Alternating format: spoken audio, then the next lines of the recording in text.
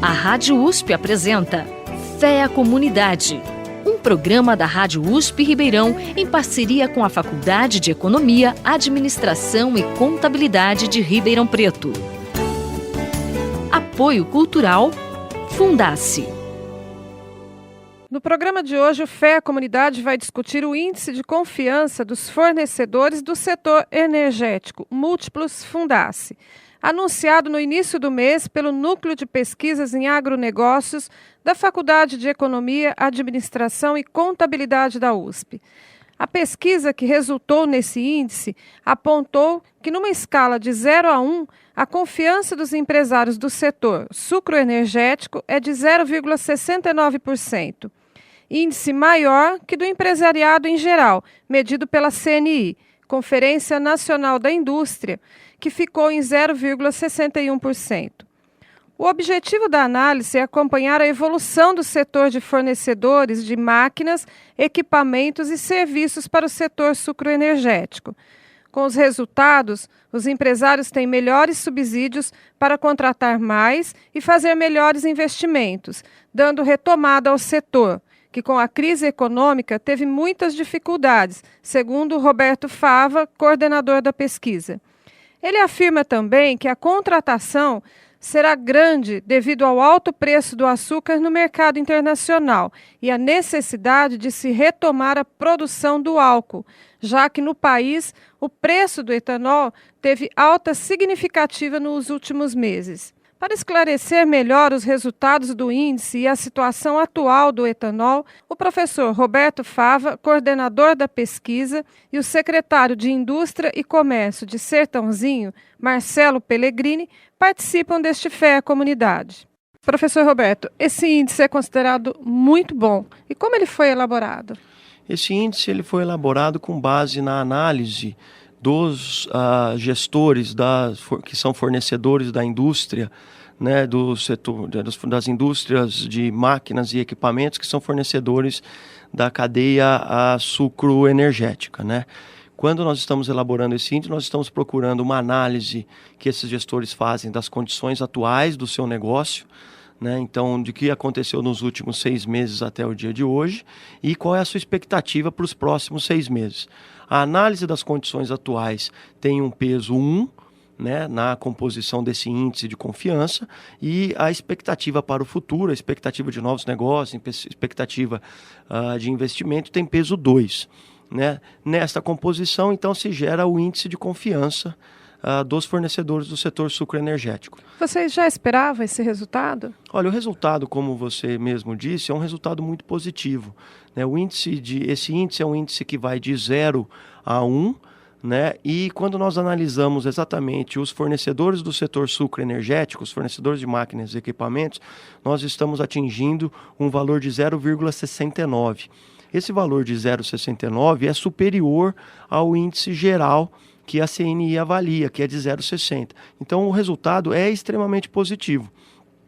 Quando nós estamos analisando a cadeia produtiva, né, do açúcar, do álcool, ou seja, a cadeia produtiva do sucro energético, nós temos hoje um momento, né, que é um momento de uma necessária expansão. Então, essa expectativa de bons negócios, a expectativa que esse setor tenha um desempenho melhor do que a economia em geral, já era uma boa, já esperávamos por isso. Marcelo, como que um índice desse pode ajudar aí a indústria, o comércio em geral? Na verdade, esse índice é de suma importância, porque ele consegue fazer uma unificação de linguagem. Normalmente o empresário, principalmente os fornecedores, eles acabam tendo uma visão só do próprio negócio. E às vezes fazem uma análise um pouquinho equivocada do comportamento do setor como um todo. Então a pessoa fala, puxa, mas o segmento, por exemplo, de caldeira está indo muito bem. Então significa que o setor todo está indo muito bem. Será que isso é a realidade? E esse índice ele vem justamente buscar essa opinião no geral. Como o professor Roberto disse, tanto analisando o histórico passado, como a expectativa de futuro. O que pode indicar muito precisamente ao empresário a necessidade dele de investir ou não.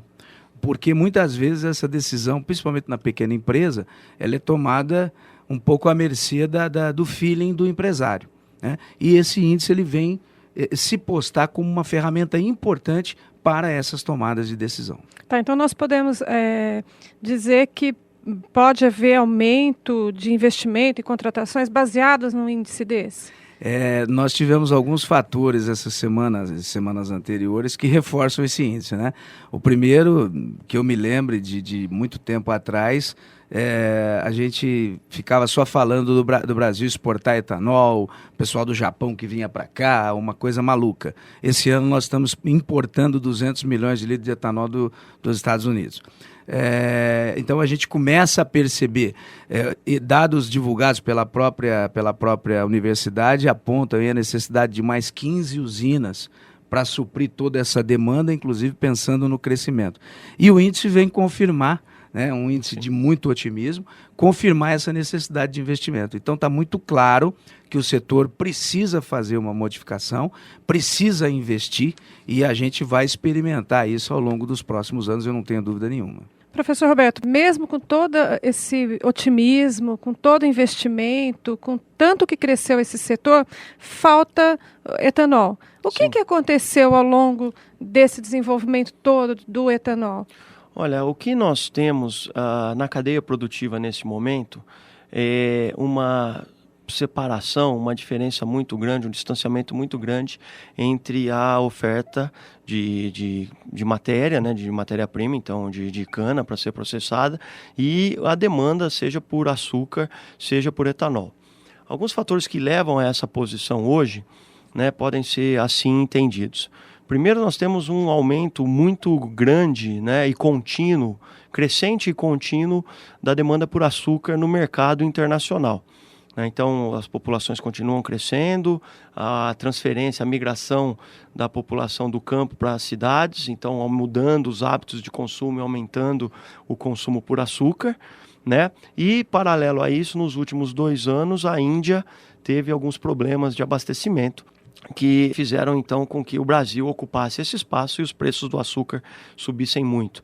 Hoje, o açúcar é o produto que mais cresceu na pauta de exportação brasileira, atingindo quase 35% de crescimento em valor, ou seja, em volume e com o aumento do preço também. Né? Essa é a situação do açúcar no mercado internacional. Por outro lado, no mercado interno, a demanda por etanol está muito grande. Né? São quase 12 milhões de automóveis aí com os motores flex, né? E alguns cálculos da Única dizem que nós temos uma capacidade de atender algo próximo de 45% a 50% da demanda por etanol dos carros existentes hoje no país. Então nós temos um consumo muito elevado. Por outro lado, na questão da demanda, o setor passou 2, 3 anos atrás por um momento de uma pequena crise, né, e por uma discussão dos investimentos. Naquela época, em 2007, 2008, se falava muito em novas unidades produtoras, novas usinas. Né? Com a vinda da crise, houve um processo de modificação nos investimentos. E as empresas internacionais que viriam para se instalar novas unidades produtoras acabaram optando por fazer aquisições das plantas já existentes.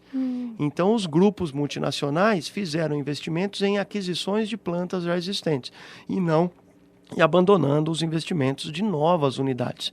E hoje o que tem, então, é realmente uma falta de usinas produzindo. O Brasil precisa ter uma política clara de incentivo para a instalação de novas unidades, de novos greenfields, como a gente chama. E é nessa linha que o governo precisa atuar. Tá. Falou-se que o Brasil precisa de 15 usinas para suprir aí hoje a demanda por etanol. Da onde saiu esse número?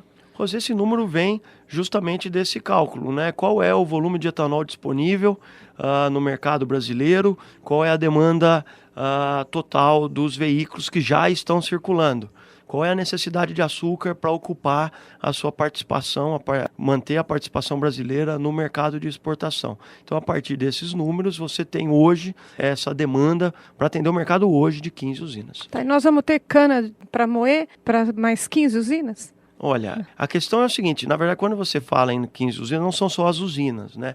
É o que a gente chama de greenfield, são os projetos como um todo. Então, você tem a instalação de uma usina e a construção da área agrícola, ou a instalação da área agrícola em conjunto. Tá. Né? Então, é um projeto como um todo, ocupando principalmente pastagens degradadas, né? Na região centro-oeste e sudeste do país. Então, este é o foco. Então, não é uma questão de usinas competindo por cana, mas sim novas unidades com nova área agrícola, com mais produção. Tá? Essa é uma demanda muito importante, né? O governo precisa estar atento a isso. Né? A gente não vê ainda, e o Marcelo pode comentar um pouco, nós não temos hoje um número muito grande de novas usinas sendo projetadas. Eu acho que isso oscila em torno de 4. 4 novas usinas, 2 em projetos. Então serão 6 no total apenas. Esse investimento precisa ser feito, e na hora que esse investimento começar a ser retomado, obviamente aí o setor aqui, né, esse APL, o cluster aqui de Sertãozinho de máquinas e equipamentos para as usinas, né, o setor de metal mecânica, que o SEIS e tanto o Ancora vai ter uma nova perspectiva. Então hoje eles já estão otimistas e espera-se que essa retomada... Então o investimento tem que ser na cadeia como um todo, não é só na usina. Com certeza, com certeza. E completando o raciocínio do professor Roberto, é importante a gente ressaltar alguns pontos, Rose. Hoje a gente começa a perceber uma vontade, por enquanto é uma vontade, de um certo intervencionismo do governo federal. E isso é uma coisa que preocupa, porque está se colocando essa questão que o professor Roberto colocou da demanda do açúcar do mercado internacional é importante. A Índia, ela passou de anos anteriores de grande exportadora para importadora de açúcar. Teve aquela questão do contencioso da OMC, que te retirou do mercado europeu aproximadamente 5 milhões de toneladas de açúcar, e só tinha o Brasil em condição de repor essa mercadoria. Só que é importante a gente verificar alguns números, né? Esse açúcar que foi produzido excedente, pelas contas da Única, ele daria apenas 3 bilhões de litros de álcool adicional se não fosse colocado o açúcar. Porque a planta, a partir do greenfield, a partir do momento que ele está montado, ele tem uma estratificação. Então consegue-se fazer uma certa migração do açúcar, do etanol para o açúcar na produção, mas isso não é total. A imagem que passa muitas vezes para a população é que o usineiro simplesmente deixou de produzir o açúcar, o etanol, e passou a fazer tudo o açúcar. Isso não corresponde à realidade. Inclusive nas proporções de hoje, 55% para... 55% para etanol, 45% para açúcar. Tá. E sempre foi isso ou isso foi alterado? Historicamente é essa média. Tá. Isso tem uma variação de unidades, né, professor? Mas historicamente é essa média. Aí veio um outro problema. Essa crise que o professor Roberto relatava, ela provocou uma falta de condições do produtor, principalmente o produtor rural, de investir no canavial. Segundo dados da Única, os canaviais devidamente reformados, nós teríamos aí algo parecido com mais 11 bilhões de litros na produção. Então a gente começa a perceber que o problema é um pouquinho mais embaixo. E o governo agora sinaliza com a seguinte questão: tirar a CID da gasolina. Sim.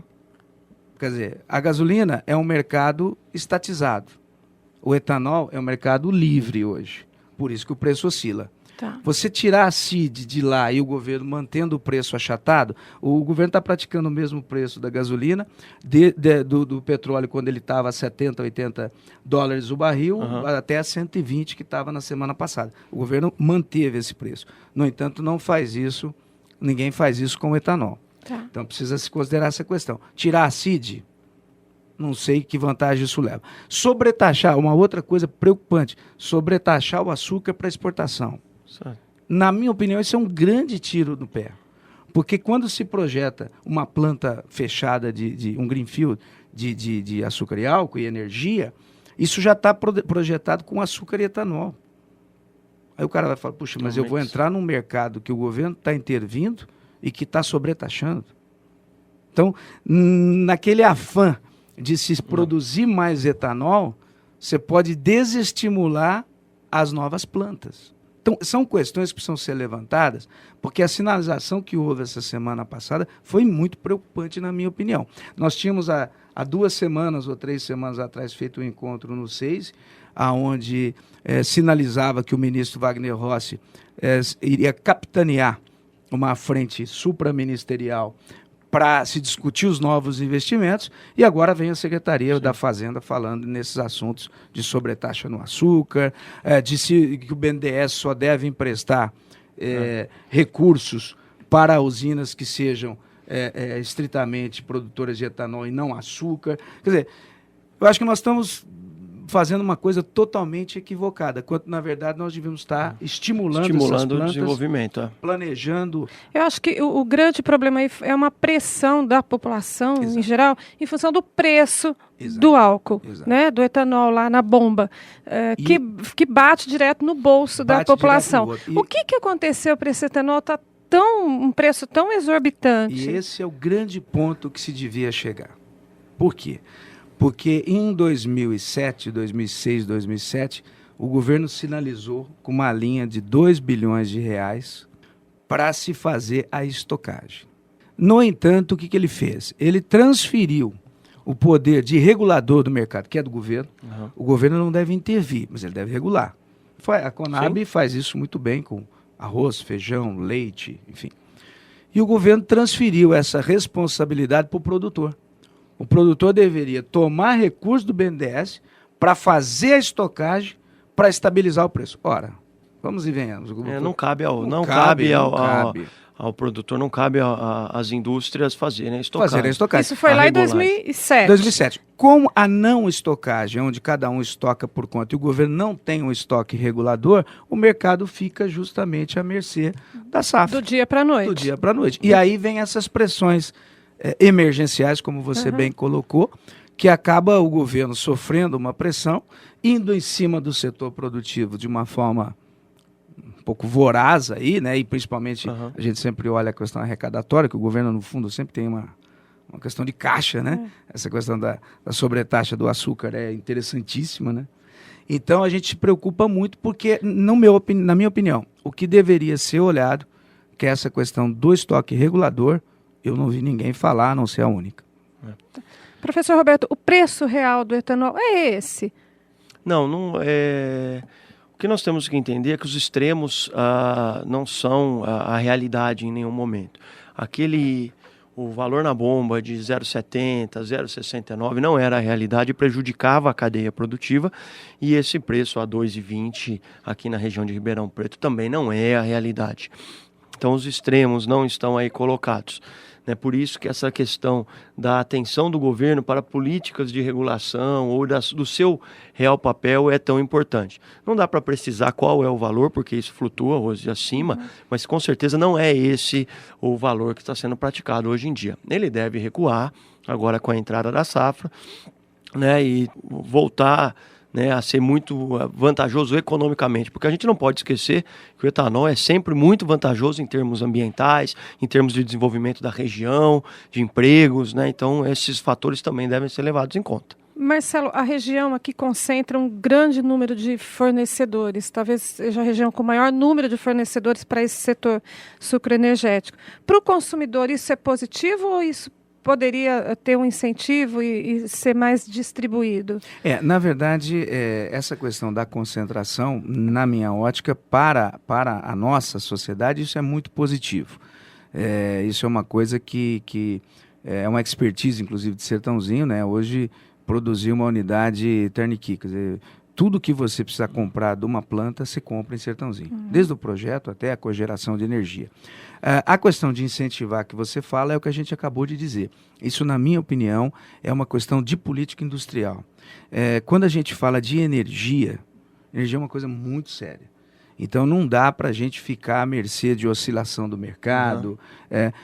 A gente é só recordar um pouquinho no Proálcool, que quase 98% dos veículos que eram produzidos na ocasião eram a álcool. Esse número passou num curto período a menos de 1%. Sim. Então, por quê? Porque não se tinha confiança. Eu me lembro que à época você falava, não, vou viajar para o litoral, bom, então eu tenho que levar uns galões, em vez de você levar bagagem, você levava álcool à época para poder se garantir que você conseguia voltar. Com o carro flex, isso mudou, porque em última análise você troca o combustível, mas precisa haver essa garantia. E eu penso que só vai se ter garantia com política industrial. E isso passa por estocagem, passa por um financiamento subsidiado. Aí a gente pode até também se atrever um pouquinho, né, professor, a entrar na questão de reforma tributária, que é um assunto, né, quase que dogmático, mas enquanto se sobretaxar fortemente, como o Brasil faz, os meios de produção, é uma coisa que limita demais o crescimento de determinados setores, né, clusters. E eu penso que esse incentivo, essa revisão deveria ser pauta do dia para se pensar, principalmente estrategicamente. Né? Quando a gente discutia, né, desde 2001, 2002, toda aquela questão do álcool ser uma commodity internacional, né, isso passa por estabilidade. Então, nós estamos precisando de uma política mais consistente para o setor. Exatamente. Isso foi, inclusive, prometido pela presidente, né, com a coordenação do Wagner. Então, esperamos que isso venha a ser, está sendo, inclusive o SEIS, e nós participamos, apresentou até uma carta de sugestão com essa desoneração, com a questão de estocagem, para o Ministério da Agricultura, né, para isso ser discutido. Então, esperamos que isso caminhe e não se fique nessas políticas de apagar incêndio que o Ministério da Fazenda está sinalizando. Nesse sentido, Rose, toda vez que nós olhamos para o crescimento econômico de um país, ele é puxado sempre por dois fatores, né? Ou ele é puxado pelo crescimento do consumo, ou ele é puxado pelo crescimento da produção. O crescimento do país nos últimos anos, nos últimos 8 anos, 10 anos, foi puxado basicamente pelo consumo, e isso é muito bom, ou seja pelas políticas de crédito, pelo oferecer crédito ao consumo, pela inclusão de uma camada da população no mercado. Isso fez com que, então, o crescimento do país estivesse garantido com base no crescimento do consumo. Esse é o momento de começar a olhar para a produção. Quais são as políticas industriais do país, né, para que ele seja competitivo, inclusive em outros cenários. O nosso presidente estava, né, há poucos dias aí na China, né, e está na hora de a gente começar a olhar para a produção, né, como a nova mola motriz do crescimento contínuo do país. Professor, como moradora de Ribeirão Preto, eu vou te provocar. Por que nós pagamos o etanol mais caro praticamente da região e do país? Olha, Rosê, é uma questão muito complicada, né, de se responder. O etanol passa sai da usina a um preço muito acessível, mas ele tem que passar pelas distribuidoras que, de uma certa forma, uniformizam o preço, né, e levam até os postos que acabam praticando preços muito próximos a essa taxa de conversão gasolina e etanol. Isso é uma coisa que eu estava justamente discutindo com alguns professores aqui da Faculdade de Economia. Eu gostaria de lembrar, na época da falta de etanol com o pró-álcool, né, lá na década final da década de 80, né, e eu gostaria de ver se o fato do motor flex ele não causou uma aproximação e uma garantia no 0,70. Né? Então, na diferença de 0,70 do preço do combustível, eu estou buscando as curvas de preço de gasolina e de etanol lá da década de 80 para identificar se elas não flutuavam mais livremente do que elas flutuam hoje em dia. Então, esse valor ele está se aproximando e aí você tem práticas de preço muito próximas a esse limite dentro de aproximação do preço do combustível da gasolina.